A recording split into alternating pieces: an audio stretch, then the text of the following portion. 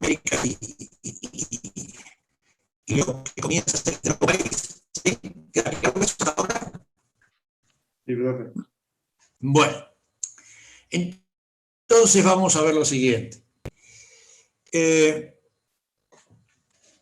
Damos por sabido la Revolución de Mayo, damos por sabido la constitución de la primera Junta, luego el acrecentamiento de la misma a través de la Junta Grande a fines de 1800. ¿Sí? No sé si soy yo, pero lo escucho demasiado cortado. No se Sí, entiende nada. Yo también, Sí, yo no, también lo escucho. apenas se escucha. Ay, ¿por qué nadie dijo? No sé, acá no, yo no me aparece nada. Aparentemente estoy conectado, así que no tengo problema, pero bueno. Espero que no salga tan cortado. A ver, ustedes miran, su altavoz no funciona, dice, a ver. Si No, quieres pero usted está repetir conectado todo. por ahí, el problema es el internet. Sí, Pero sí, por ahí es si lo más habla un probable que sea poquito eso, sí. más lento, podemos ir enganchando algunas palabras. Si no, no De pasa nada. acuerdo. Bien, Gracias. vamos a tratar de hacerlo. Bien. Entonces les decía, ustedes me van diciendo más o menos si se entrecorta mucho, ustedes me van guiando. Decíamos que teníamos presente lo que es la Junta Provisoria de Gobierno, ahora el acrecentamiento de la Junta por una Junta grande a fines de 1810, y luego, a partir de 1811 en adelante, ustedes notarán que la formación política del gobierno va concentrándose en pocas manos, en pocas personas. La Junta Provisoria era 9 miembros, la Junta Grande era casi el doble. Pero después empiezan los dos triunviratos. Ven ustedes que tienen 3 miembros. Y luego de los triunviratos va a aparecer el directorio, es decir, un gobierno unipersonal. Con esto, ¿qué quiero significarles? Quiero significarles que indudablemente, dado el proceso histórico en el cual estamos viviendo y en el cual se encontraban involucrados los dirigentes de esa época, comprendieron que para una mayor rapidez y ejecución de sus actos, necesitaban indudablemente que sea mucho más ágil el gobierno. E indudablemente, fíjense ustedes que desde tiempo inmemorial es el gobierno de una persona. Es decir, un rey, un presidente, siempre hay una. Es decir, que en líneas generales, lo que no funciona para un gobierno rápido, expeditivo, son las juntas de gobierno, los consejos, porque evidentemente son cuerpos colegiados.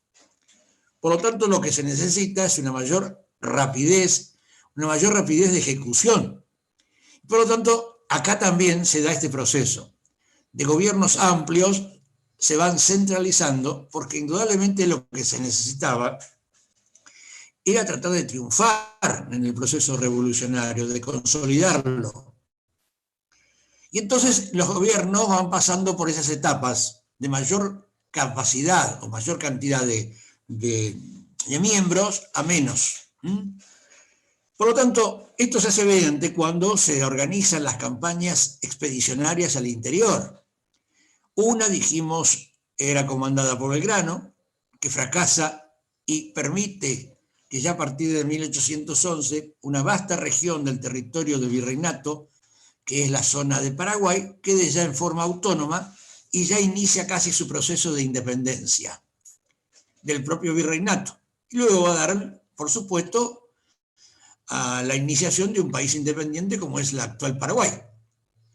Y por otro lado, indudablemente la importancia que tenía el Alto Perú, porque era la fuente de ingresos fundamental para el sostenimiento de la estructura política y administrativa del virreinato y de las nuevas regiones que se podían constituir.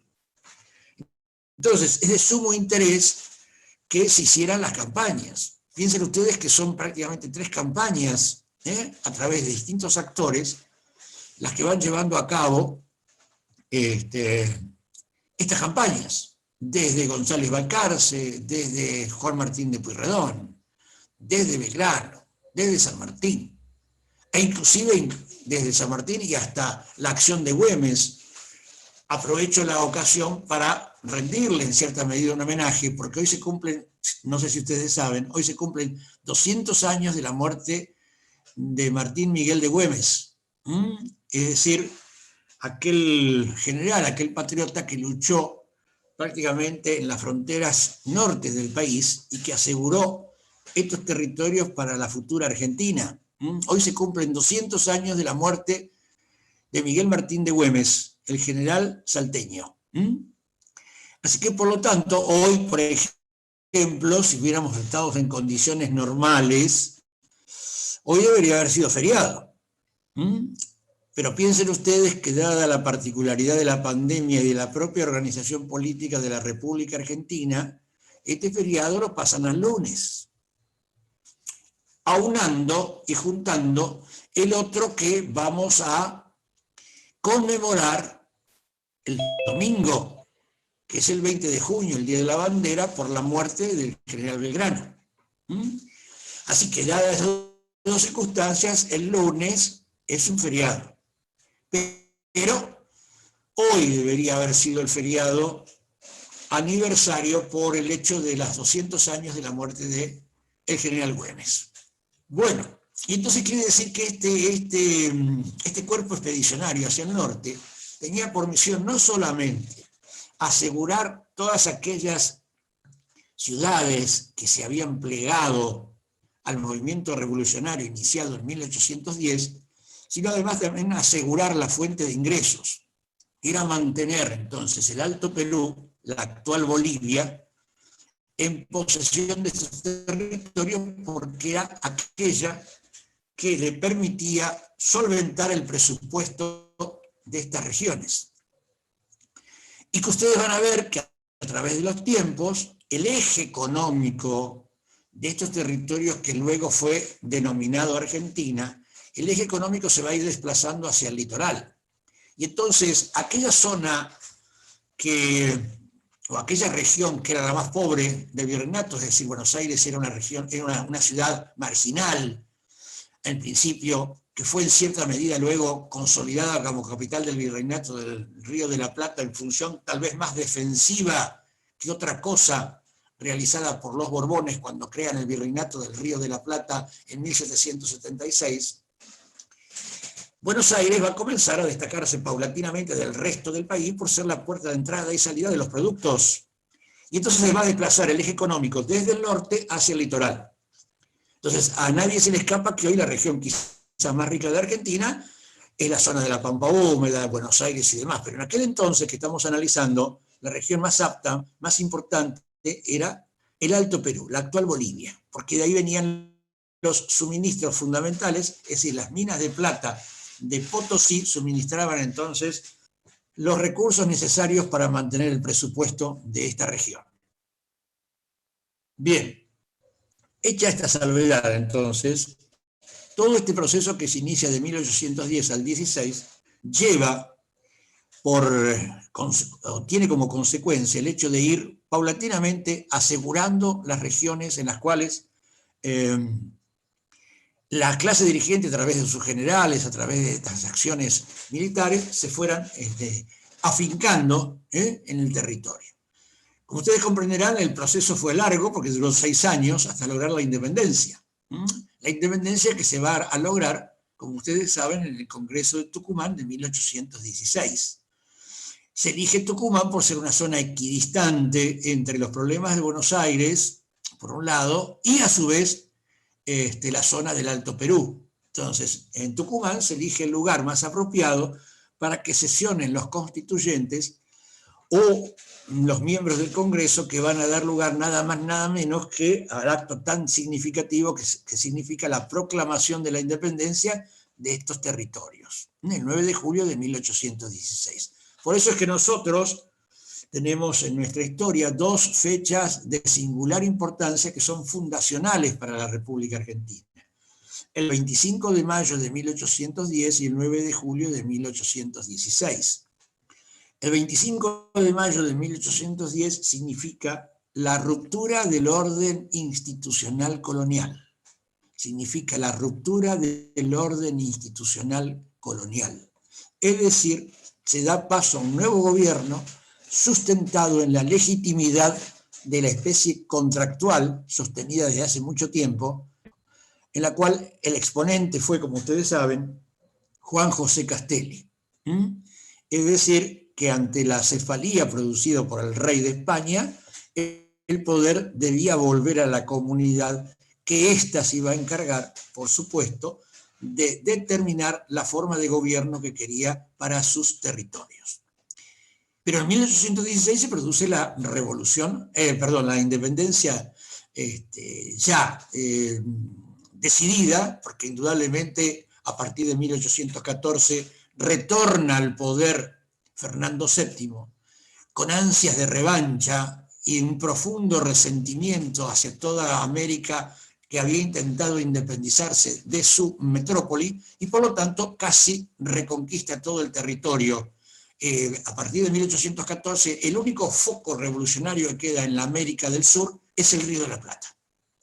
Así que por consiguiente los patriotas de aquella época tienen la misión o de rendirse o de mantener en forma enhiesta, firme, el proceso revolucionario que termina entonces con el reconocimiento, la proclamación de la independencia a partir de 1816. Y ahí entonces tenemos un proceso realmente significativo, porque a partir de 1815 empiezan a aparecer ciertos personajes en la historia que van a ser representativos de distintas regiones y que se van a constituir en estos clásicos caudillos, que son aquellos que recogen, es decir, las aspiraciones, los intereses de las poblaciones, de las regiones, y son aquellos representantes que indudablemente mantienen con firmeza las distintas regiones que están componiendo este futuro país.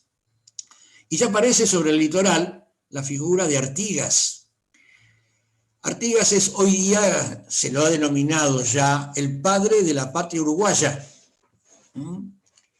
Y era, es decir, es prácticamente aquel que lanza esta idea prácticamente en estos territorios ya a partir de 1815, en la cual empieza a ser inclusive predominio, influencia sobre el litoral, sobre la Mesopotamia, y llega hasta Córdoba. Quiere decir que entonces que ya hay claramente una distinción entre la forma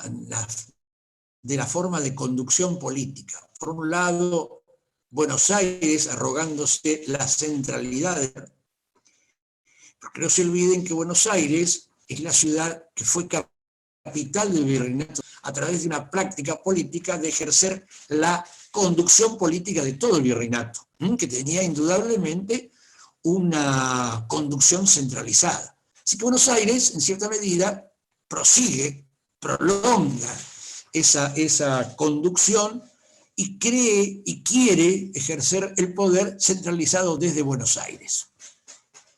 Bien, pero ya empiezan a imponerse, ya empiezan a manifestarse ciertas tendencias que indudablemente empiezan a cuestionar el poder central de Buenos Aires. Artigas es uno de ellos, y entonces van a entrar a surgir dos posturas muy evidentes en estos territorios: la postura unitaria y la postura federal. Lo cual está hablando claramente de cuál es el nacimiento de estos territorios. Es esta puja evidente, estas disputas claramente antinómicas, es decir, estas divisiones profundas en la población argentina, que se inicia desde ahí hasta la actualidad. Es decir, la Argentina siempre ha mantenido esta disputa interna, estas diferencias profundas, estas divisiones profundas en la población argentina. Y esto se inicia en cierta medida ya con las posturas de unitarios y federales. Vamos a recordar entonces brevemente qué postulaban estas dos orientaciones. El unitarismo basa su poder en una posibilidad, es decir, de la centralización política. El unitarismo quiere manejar el poder político desde un centro. Ese centro era Buenos Aires, claro. Entonces, consiguientemente, como decíamos, venía de una práctica constante a través de la ejecución política y administrativa del virreinato, así que era una cierta medida una continuidad de la práctica habitual. Así que Buenos Aires estaba acostumbrada a mandar y por lo tanto quiso seguir manteniendo la misma postura con el resto del país, con este incipiente Estado nuevo que surgía a la faz de la tierra. Pero empiezan entonces a disputarle el poder y a cuestionarle el poder aquellos que indudablemente se empiezan a manifestar por regiones. Y de aquí en más van a tener suma importancia aquellas ciudades que fueron fundadas en el siglo XVI, es decir, en el 1500 y pico, aquellas que indudablemente fueron fundadas a través del ingreso de los españoles al territorio argentino. Recordarán ustedes que salvo la corriente que vino desde España, planificada desde España, que es la del Este, aquella que trajo a Pedro de Mendoza para la primera fundación de Buenos Aires, el resto ingresó por el norte y por el oeste. Y entonces dio la posibilidad de numerosas fundaciones de muchas ciudades del interior que con el tiempo se fueron acostumbrando a través de esta práctica de aislamiento entre una región y otra, entre una ciudad y otra. Piensen que están a mucha distancia ciudades del interior del país, se iban acostumbrando a una situación de aislamiento, de desarrollo en forma solitaria, y entonces, por lo tanto, cada una de estas regiones empiezan a ser autónomas, o pretenden, o quieren ser autónomas. Y ahí entonces entramos a ver lo que va a significar el federalismo. A su vez apoyado por una posición geográfica muy proclive diríamos, a esta postura política que es el federalismo, porque indudablemente la Argentina se asienta sobre una gran diversidad regional, es decir, es un territorio muy extenso, pero además muy diverso. Es decir, hay regiones muy distintas entre una y otra, la pampa húmeda, la zona central de las sierras pampeanas, Cuyo, el noroeste, el litoral, la Patagonia. Fíjense ustedes qué diversidad de regiones que en cierta medida apoyan y sustentan tal vez desde ese punto de vista más una postura federal que una postura unitaria. Así que por consiguiente, a partir de aquí tenemos que el federalismo significará nada más ni nada menos que la defensa de los intereses regionales, es decir, determinados tipos de autonomía con respecto al poder central. Y ahí empieza una lucha permanente y constante que está hasta nuestros días. Nuestros días también tenemos esa dicotomía, esa política así pendular entre lo que significa el auténtico federalismo y la posición de Buenos Aires ejerciendo a veces un poder fuerte central. Así que tenemos que a partir de 1815 y luego del surgimiento de la independencia, estos problemas que empiezan a agudizarse cada vez más hasta que se van a desarrollar en 1820. Aprovechemos también a decir que indudablemente de 1816 en adelante, cuando un país independizado, que era lo que en cierta medida sostenía Belgrano, San Martín y todos los patriotas, para luchar no solamente contra el poder real, sino inclusive para ir quitándole paulatinamente a este poder real los centros de poder. Había perdido el virreinato y indudablemente el gran poder residía en el virreinato más importante que tuvieron los españoles en América, que fue el virreinato del Perú. Por lo tanto, ese proceso va a constituir lo que se denomina ese famoso plan continental, ejercido, dirigido en cierta medida por dos grandes mentes, dos grandes estadistas, como son Simón Bolívar y José de San Martín, y ayudados, en este caso en territorio argentino, por aquel que entonces hoy conmemoramos los 200 años de su muerte, Martín Miguel de Güemes, como general, como luchador en la defensa de nuestras fronteras en el norte.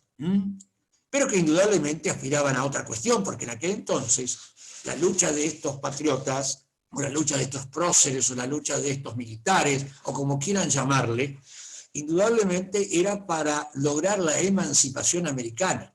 Es decir, hablar en ese momento de determinadas nacionalidades era una utopía. Es decir, nadie, inclusive si alguien desde estas tierras iba a la metrópoli, se consideraba un latinoamericano, es decir, un americano, no un peruano, un chileno, un argentino, un boliviano. Eso todavía no existía. Simón Bolívar y José de San Martín lucharon por la emancipación americana. En aquel entonces no estaban esos estados nacionales que hoy conocemos.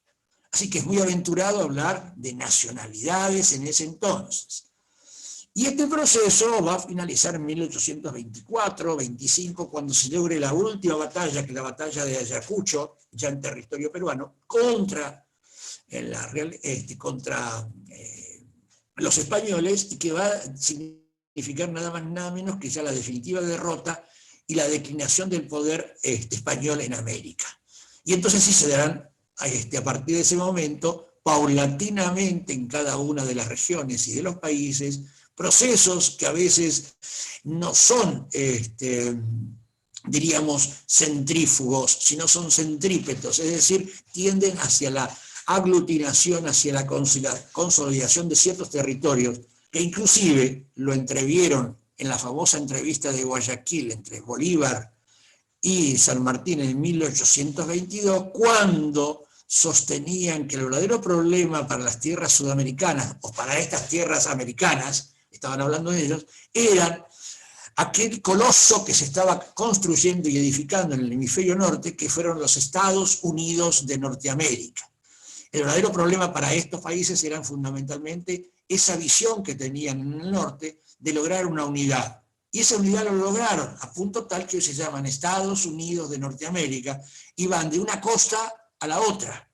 Es un país bioceánico, con injerencia en la cuenca atlántica y en la cuenca del Pacífico.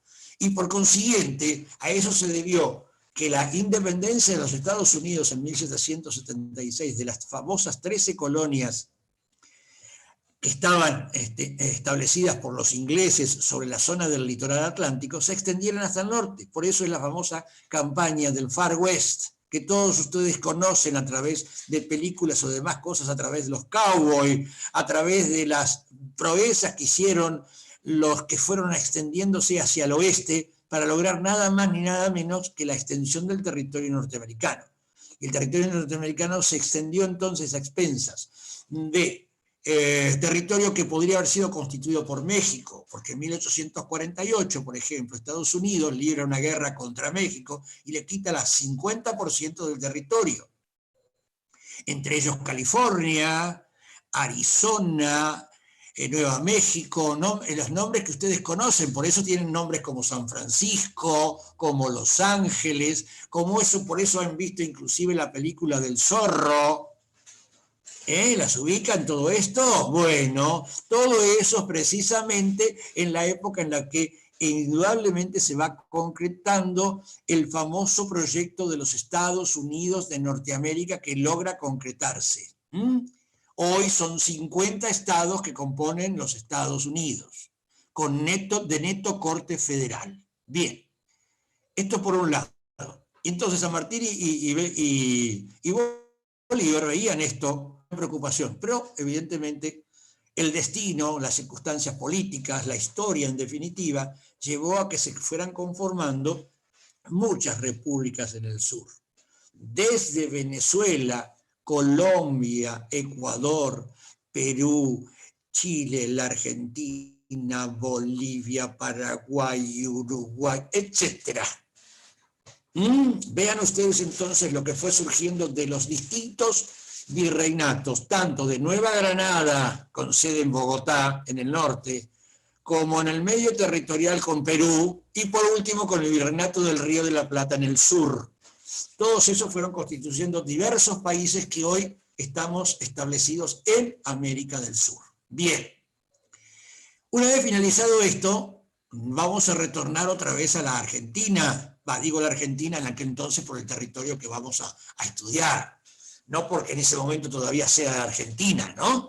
Es decir, ¿desde cuándo entonces será propio y con propiedad hablar claramente de la Argentina? Y de la Argentina vamos a hablar después de 1850 y pico.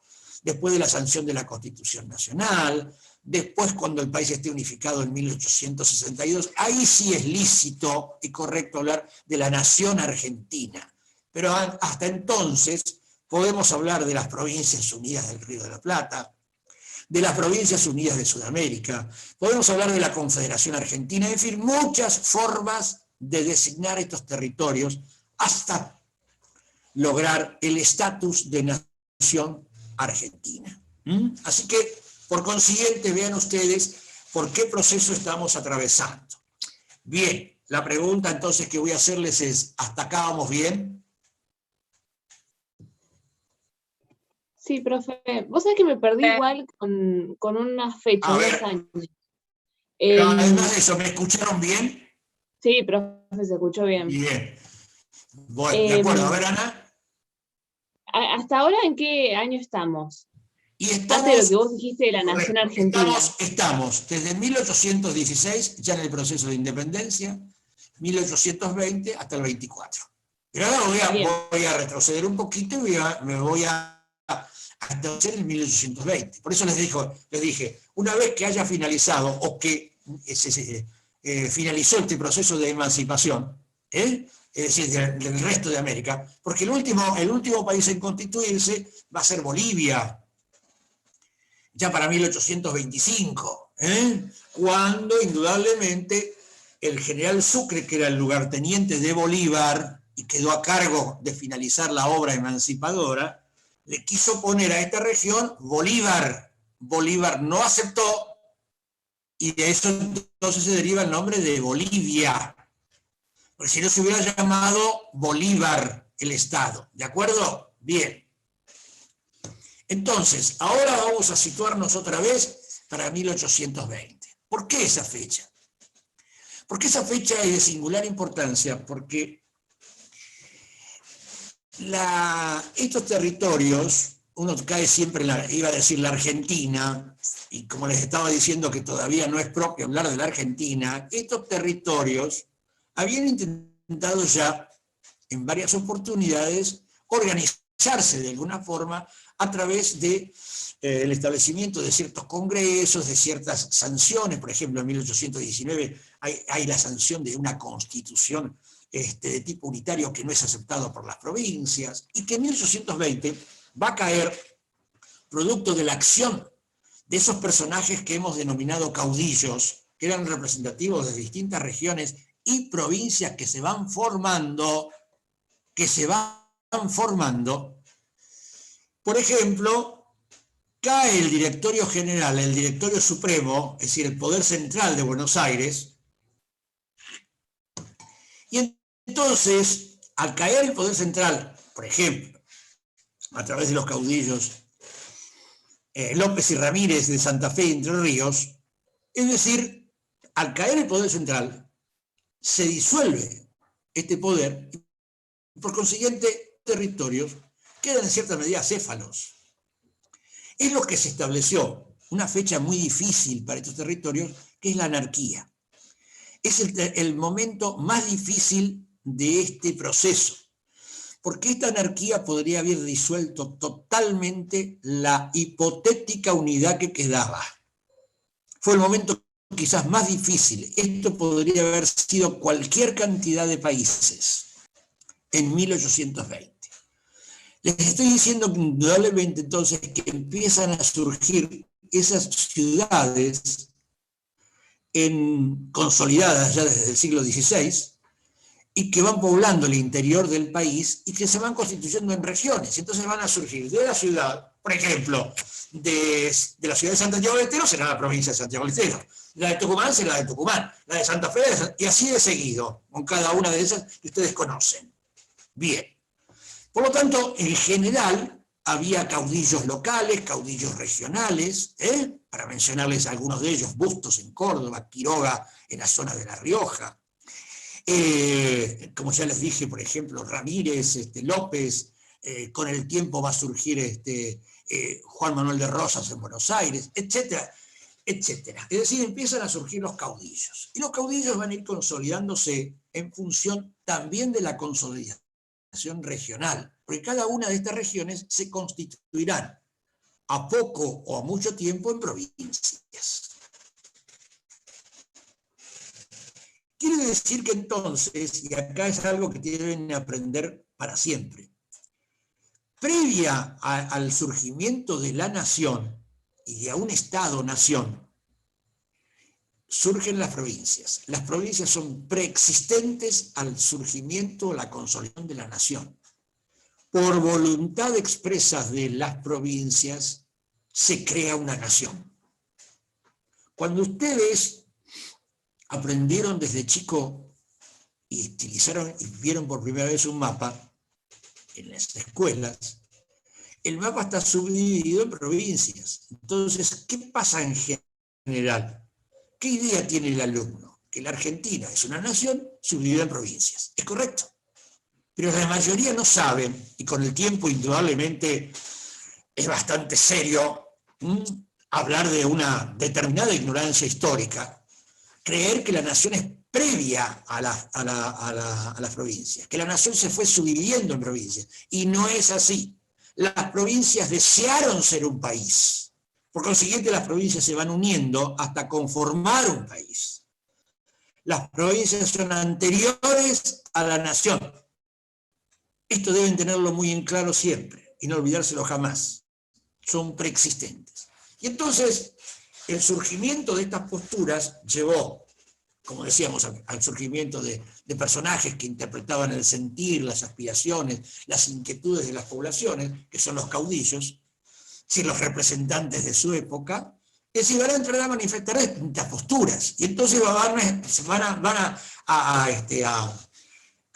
cabalgar en cierta medida con las dos posturas claras y existentes de la forma de organizar el Estado, unitarios y federales, el unitarismo y el federalismo. Entonces va a haber algunos que se inclinarán por el unitarismo y otros que se inclinarán por el federalismo. A la larga, ustedes se habrán dado cuenta que imperó el federalismo. La Constitución argentina es de neto corte federal. Así que por consiguiente nuestra forma de organización es federal. Quiere decir que el federalismo fue triunfante. Pero eso nos llevó mucho tiempo a esa postura superar y ganarle a la otra, al unitarismo. Entonces, esta es la lucha que a partir de 1820 se va desencadenando entre las provincias, entre los caudillos, entre las formas de organización.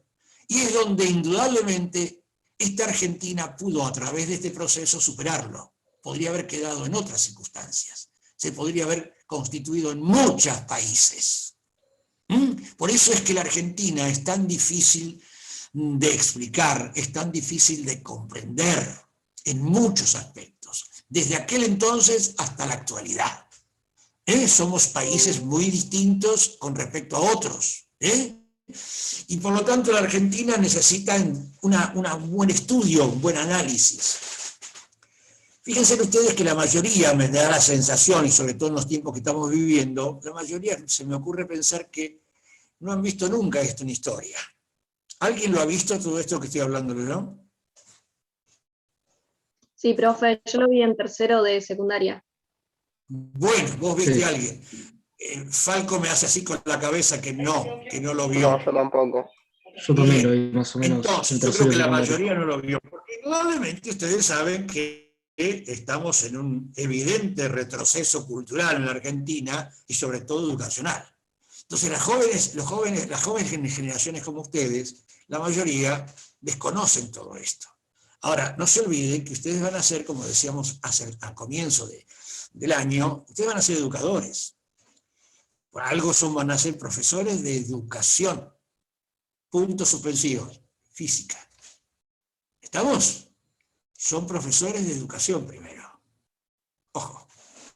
De educación. Luego serán una rama especializada en lo físico, como aquel otro es en materia histórica, o aquel en geografía, o aquel en biología. Son profesores de educación. Ahora, es lamentable si a un profesor de educación se le pregunta alguna cosa histórica y no lo sepa. Cosa que por experiencia personal lo sé perfectamente a través de mi labor como docente y como director de establecimiento. Sé claramente cómo estaban conformados los profesores de educación física en otras oportunidades. ¿Por qué? Porque indudablemente los programas actuales tratan de modificar el perfil del docente, sobre todo el profesor de educación física. Es decir, que no solamente debe haber un cultivo de lo físico, sino también de lo intelectual. No nos conformamos con solamente un desarrollo físico del profesor de educación física. Si bien está para eso en las clases correspondientes, no debe evadir ni soslayar el aspecto intelectual. Debe estar compenetrado, y más si inclusive la educación la va a ejercer, su profesión la va a ejercer en la Argentina.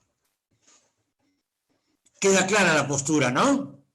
Se va entendiendo por qué ustedes necesariamente deben conocer esto, tienen que conocer esto. Entonces, a la Argentina le costó mucho llegar a ser la Argentina. Muy difícil, muy difícil. Hasta inclusive eso se podría manifestar hasta en el carácter, en la forma de ser y sentir del argentino. Si ustedes comparan inclusive con la forma y sentir del brasileño. La historia de Brasil es totalmente distinta a la nuestra. Brasil no pasó porque los brasileños tuvieron un régimen de esclavitud hasta casi la finalización del siglo XIX, cosa que en Argentina indudablemente eso se había soslayado hace mucho tiempo, pero indudablemente distinto. Y queda reflejado en la compenetración que tienen de las poblaciones africanas, de las poblaciones americanas, en el propio carácter brasileño, que es todo calor, risueño, música, todo lo contrario al argentino. ¿Qué es el tango si no? Es un sentimiento triste que se canta y se ejecuta. Es decir, creo que esta es la fiel representación de lo que es un argentino a veces. Y esto hay que ir adquiriéndolo poco a poco, ir tomando conciencia cómo nos vamos a desenvolver como futuros docentes en nuestro país. Entonces, el momento que estamos analizando es un momento muy difícil para este país.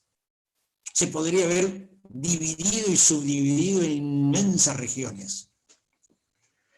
Y entonces, la pregunta que ustedes me deberían hacer, entonces, ¿cómo se logró esto? ¿Cómo se mantuvo esta unidad? Si indudablemente era una especie de rompecabezas con distintas partes, con cada una de las regiones. Por ejemplo, para que tengan una idea, ¿ustedes qué consideran en el momento que estamos hablando? ¿Cuáles eran los límites geográficos de la provincia de Buenos Aires? ¿Alguno de ustedes lo conoce? ¿Ustedes creen que la provincia de Buenos Aires llegaba hasta Bahía Blanca o hasta casi el límite con la Patagonia, allá por Villarino o por Patagones? No. ¿Y cuál era el límite de la provincia de Buenos Aires? Bonaerenses, la mayoría son bonaerenses, ¿no? Miren si le pregunto esto de entrada. ¿Cuál era el límite? La mayoría no tiene ni idea. ¿Ven? Es decir, esto hay que ir desarrollándolo, hay que ir estudiándolo. Y claro, esta materia tiene muy poco tiempo, muy poco espacio para difundir todos los contenidos, así que por consiguiente, como siempre les insisto, todo aquel que esté interesado en el asunto, bucea, busca, investiga en libros de historia.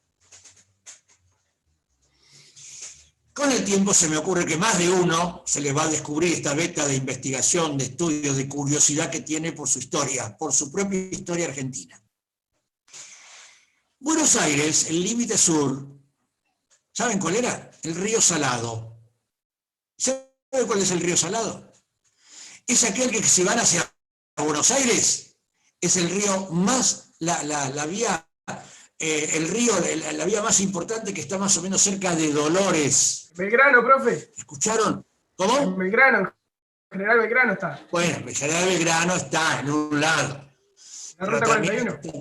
Pasa cerca de Castelli, cerca de Dolores, toda esa zona. Es un río que viene desde el noroeste hacia el este. Ese es el río Salado. Ese río Salado, hacia el norte, era la población blanca, civilizada, si ustedes quieren, el dominio de los blancos y de la civilización. ¿Y el sur? Y el sur era los que llamábamos lo que Sarmiento denominó la barbarie, es decir, ¿qué era la población autóctona? Los indígenas. Toda esta región en la cual estamos viviendo, por ejemplo, para ese entonces, estaba en posesión de los indígenas, de las poblaciones autóctonas, de los pueblos primitivos, de lo que ustedes quieran llamarlo. Esto no era dominio de los blancos ni de la provincia de Buenos Aires. Era una zona a disputar, una zona a conquistar. Así que por consiguiente las provincias tenían había provincias que eran mucho más amplias. Córdoba, Santa Fe, Entre Ríos, en fin. Buenos Aires era muy pequeña. Era un corredor que ustedes pueden ver desde la parte del río Salado hacia el norte. Esa era. Muy bien. Hecha esta salvedad, vamos a proseguir con la forma de conducción de estos estados, ese surgimiento de nuevos estados, que son las provincias. Las provincias a partir de 1820 van a iniciar entonces su proceso de formación, de consolidación. Y entonces van a adoptar, como les decía, posturas unitarias o federales. Y entonces, ¿cómo se mantuvo esta unidad? Y esta unidad se mantuvo a través de pactos interprovinciales. Toda la década que va de 1820 a 1830, todas estas regiones se mantuvieron a través de pactos interprovinciales. Es decir, las provincias hacían pactos entre sí, algunas con una, otras con otras, algunas entre sí, algunas más. Es decir, llamó a numerosos tratados. Desde el Tratado del Pilar, desde el Tratado de Venegas, desde el Tratado del Cuadrilátero, en fin, una serie de cuestiones de tratados que indudablemente están ligando a las provincias entre sí en forma defensiva y ofensiva. Es decir, se cuidaban de que a cualquier otra provincia los atacara. Siempre estaba en cuestionamiento la acción defensiva, defenderse contra otra provincia. Así fue como se fue consolidando todo ese proceso de 1820 a 1830. Mientras tanto, Buenos Aires trataba de conducir los destinos de este país, que indudablemente a veces no le respondían a esos intereses, porque indudablemente no eran los mismos intereses de Buenos Aires. Buenos Aires, al haber perdido, o estos territorios al haber perdido el Alto Perú, porque ya era un país distinto, que era Bolivia, litoral, desde el norte hacia el litoral. Y entonces empiezan a activarse todas esas, y vale la redundancia, todas esas actividades que son propias de esta región. La ganadería, con posterioridad la agricultura, porque primero surge la ganadería, y de la ganadería lo fundamental son la exportación de cueros, no tanto de carne, porque indudablemente la carne, cuando va a ser aprovechada posteriormente, cuando hablemos de la refrigeración, que está por allá por 1870, así que faltan muchísimos años para que estos territorios pudieran exportar carne, es decir, a otros países o a otras regiones. Así que por consiguiente establecen un comercio, entrada y salida de productos, en la cual hay un organismo que viene desde el virreinato, que es la aduana, en este caso de Buenos Aires, que tiene un contralor de todos los productos que ingresan y que salen, y que están grabados. Así que por consiguiente los gravámenes correspondientes son los que les dan la posibilidad de tener una renta a la provincia de Buenos Aires para manejar sus propios recursos. Y el resto de las provincias, que se arreglen como puedan. Este era el federalismo.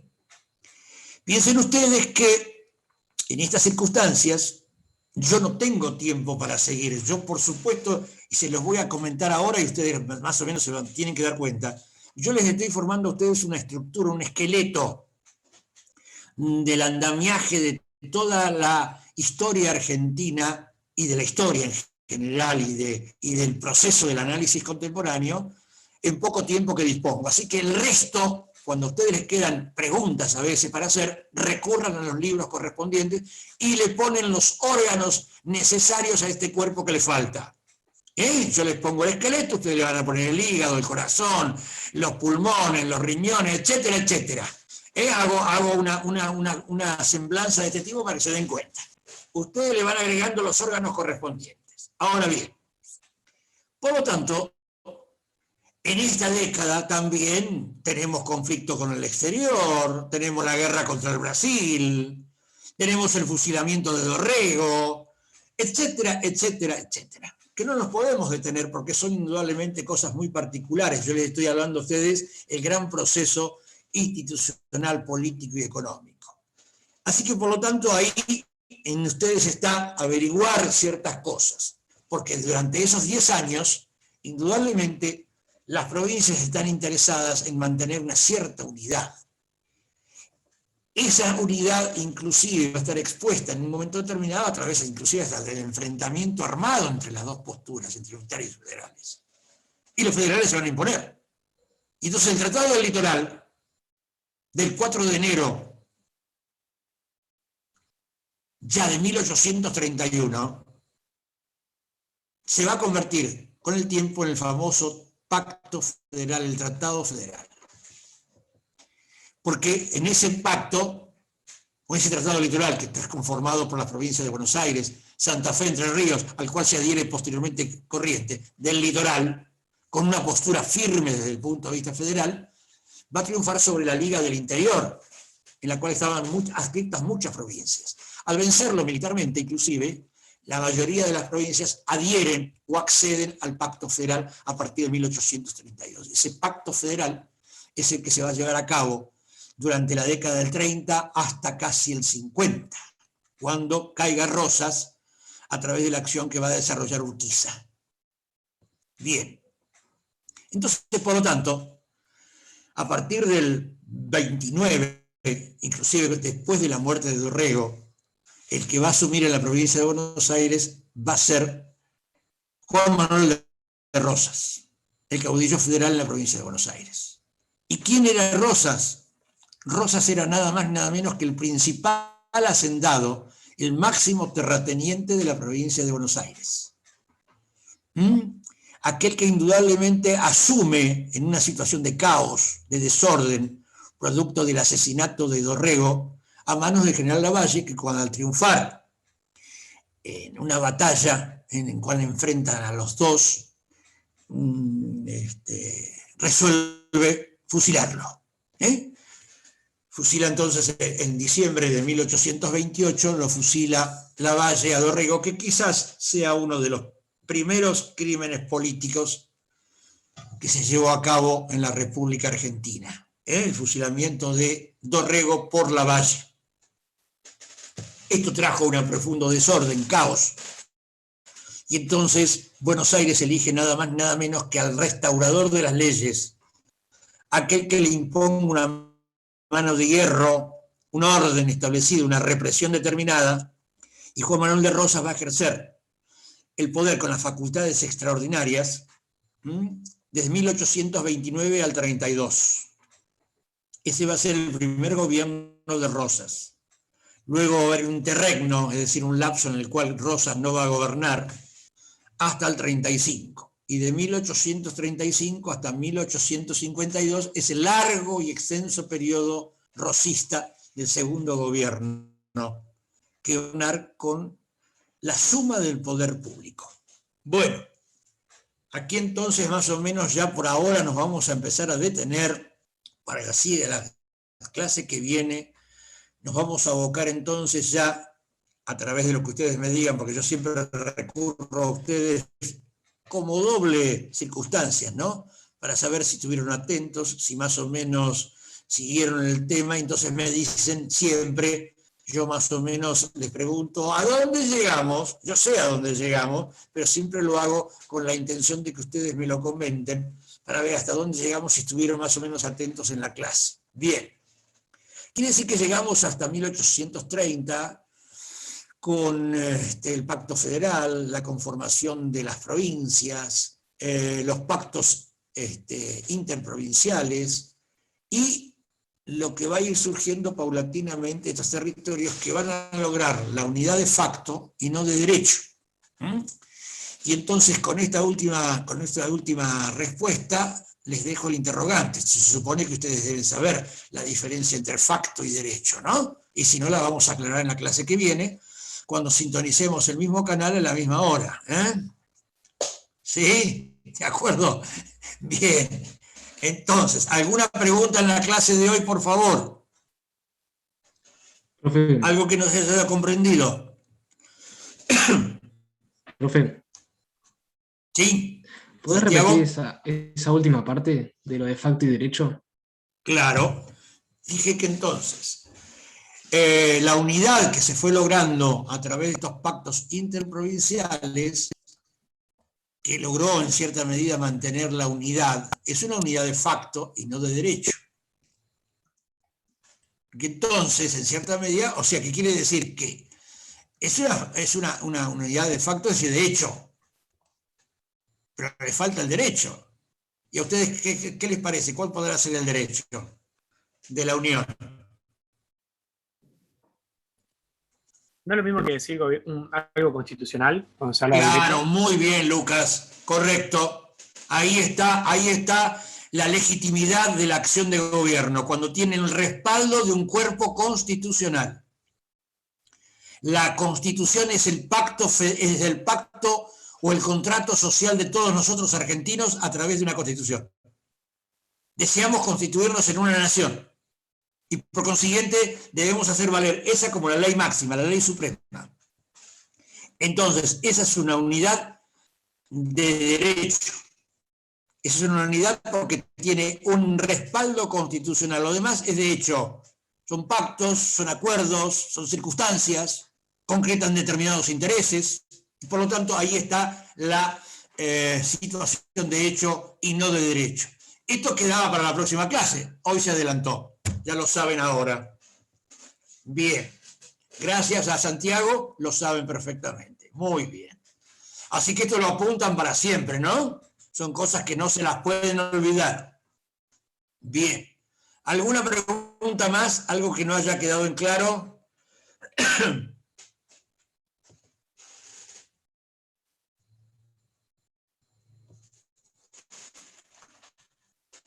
¿No? ¿Todo claro quedó? Bueno, me alegro. Profe, yo tengo una pregunta. ¿Quién me llama? Lucía. Lucía, adelante. ¿Sí? Lucía, adelante. Dijiste que Rosas gobernó desde 1829 a 1832 y después dijiste que de 1835 a 1852. Y yo tengo anotado que gobernó desde 1845. Está mal, ¿no? Claro que está mal. Pues lo tengo en 2 fotocopias iguales. Lo tengo en el resumen que estaba para fotocopiar.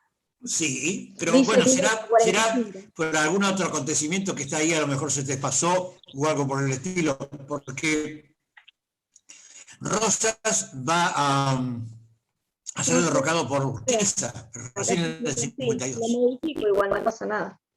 Sí, claro, en el 52, sí, seguro. Sí. El 3 de febrero de 1852. Por eso tenemos la calle nosotros. ¿Qué sigue después de Luro? 25 de mayo. Después 9 de julio. ¿Y después qué viene? Bueno, ese es el asunto. ¿Ven? Ahí tienen. Eso es el acontecimiento de la batalla de Caseros.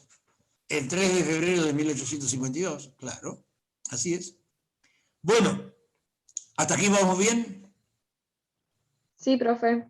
Muy bien, me alegro. Me alegro. ¿Alguna otra pregunta que tengan que hacer? Bueno, entonces nos despedimos. Nos despedimos hasta Lautaro. ¿Decías algo? Bueno, me alegro. Bueno, correcto. Muy bien. Bueno, entonces nos despedimos hasta el próximo viernes, ¿sí? Que la pasen bien y nos seguimos viendo, claro. Que sigan bien. Hasta luego, hasta la próxima.